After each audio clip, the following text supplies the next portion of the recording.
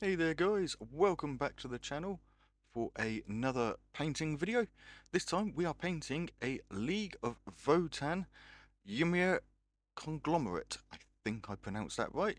Um, it's the red and sort of blue black clothing scheme. So, without further ado, let's take a look. So first we're going to take some Mephiston red and apply a couple of thin layers over all of the hard plate armor panels.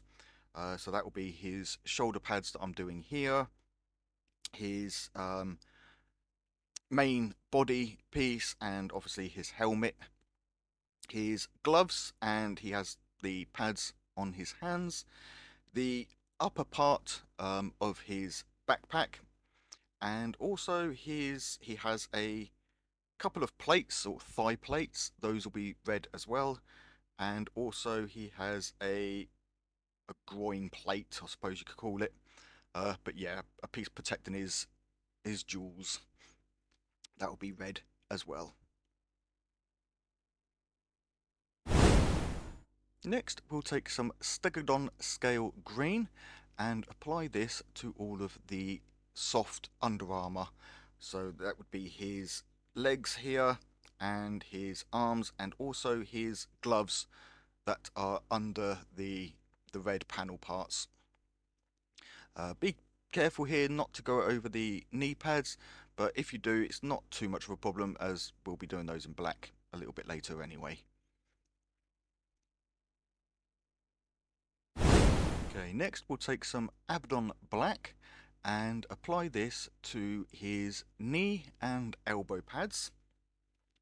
His boots, bearing in mind that there is a leather sort of over part of his boot.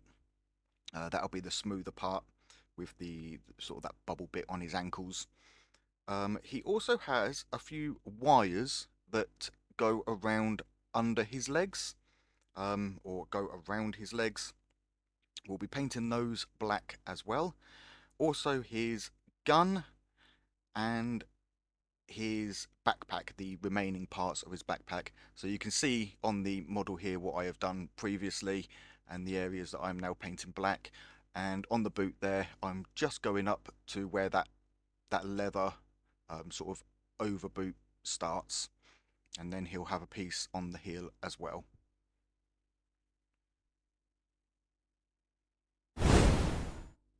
Okay, next we're going to take some Dryad bark and we're going to use this as the base coat for our leather. So this will be over the ankle parts, or the parts of the boot that I'm doing here, as well as his belt and the pouch, the weapon pouch, and any other pouches that your guys happen to have on them, as they do vary a little bit with what and how many pouches they have. And we can now go ahead and pick out all of the metallic areas with lead belcher. So that is the D clip or D ring clip that he has here. He also has a few little on the ends of the wires that go around his legs. There are some metal bits there. Obviously the belt buckle. The weapon, I decided to sort of go with my own way with it. You can paint any parts of it that you want in this metallic colour. I went for the drum barrel and uh, the nozzle, the end of or the muzzle, whatever it is, the end of the bit where the bullets fly out of, and also the little metal area that sits just above his backhand. Also on the backpack, he has a couple of pipes that go into his armor, as you can see here, and then I just went around and touched up any sort of studs and bolts, rivets and things like that with this as well. Okay, next we're going to put in some shading in the recesses around the red armor using some Agrax Earthshade. Now, this did take me a few layers to build this up. I wouldn't say try and blob a large amount in there, because Agrax Earthshade, when a large amount dries, tends to leave sort of a white shine on the surface. So I recommend building it up in layers instead. Let each layer dry and just keep going over and over until you've got the shade that you want. I wanted quite a dark one in here, so I applied quite a few layers. It was probably 5 or 6 layers um, into the shoulder guard area, and then around his neck, where his neck would be, where his helmet collar comes down onto his upper chest piece. I put some shading around there as well. But you can really sort of go around the model and choose where you want that shading to be.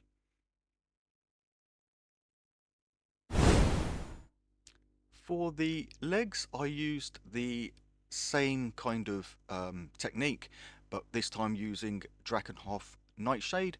And again, I just applied that into those deeper recesses and sort of under those folds where I wanted some of that shadow area.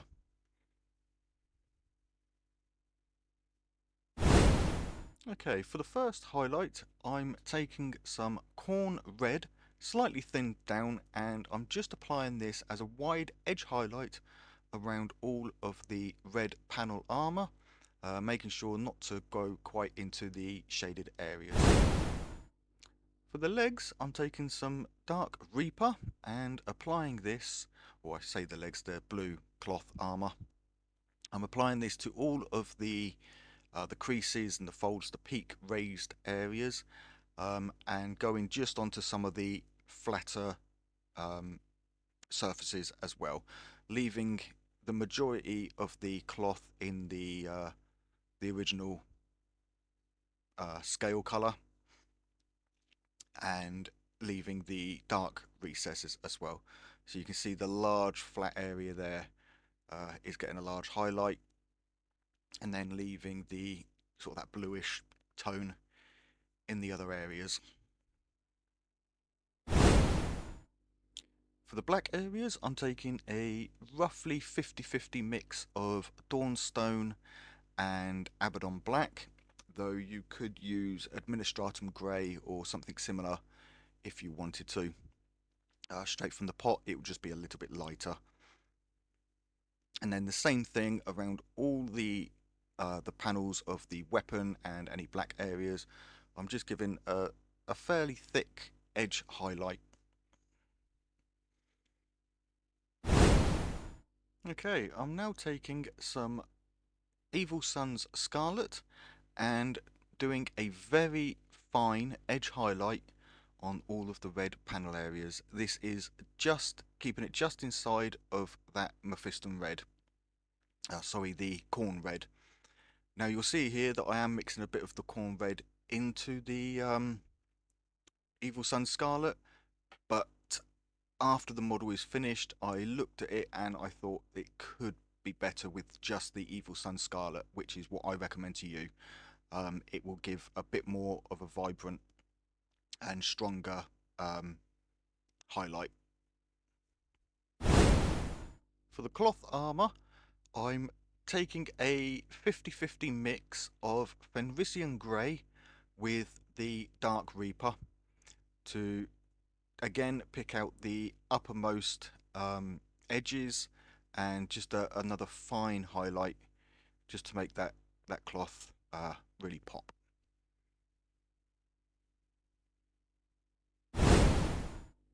Okay, for the leather, I'm taking some Mornfang Brown and applying this to the raised edges of the leather on the boots, as well as that sort of ankle support bit, leaving that deeper area with the original Dryad bark. The belt, I'll go around and edge highlight the top and the bottom of it, and the same for the pouches and the weapon holster. I'll apply a wide, a fairly wide edge highlight around those areas too. For the black areas, I'm taking some of the pure Dawnstone and giving a very fine edge highlight to all of the panel areas, just to make them stand out a little bit more.